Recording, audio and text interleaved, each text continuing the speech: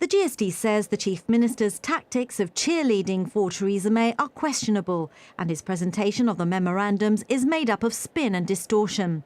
The opposition asks whether Navy ships blaring out Spain's national anthem could be the shape of things to come under the cooperation regime agreed by Fabian Picardo on the environment and passage of ships in our waters.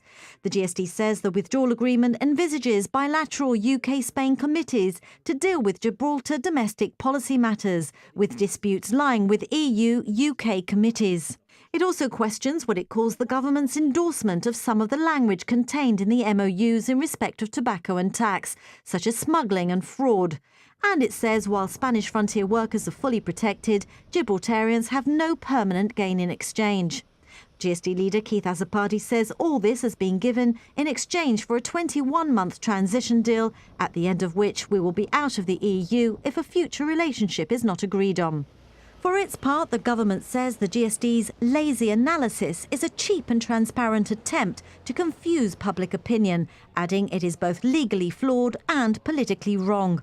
Number 6 accused the opposition of a remarkable failure to understand the withdrawal agreement, highlighting the section Citizens' Rights in Part 2, which states all British and EU frontier workers' rights are protected on a permanent basis beyond the transition period. This remains enshrined in the withdrawal agreement regardless of whether the protocol or MOUs exist, and therefore protects Gibraltarians. Furthermore, it adds British citizens, which includes Gibraltarians, will have the right to visa-free travel in the EU. On bilateralism, the government says Mr Azzopardi has glossed over the concordat entered into by the UK and Gibraltar governments, which highlights Article 3 of the withdrawal agreement, which includes and integrates Gibraltar into the definition of the United Kingdom. Number 6 also points out that the Gibraltar government will appoint 6 members of each committee as set up in the MOUs. The government also dismisses as false the GSD's claim that the MOUs will allow encroachments into Gibraltar domestic policy. And in respect of longer-term gains, Number 6 points out that the withdrawal agreement is about the divorce, not the future.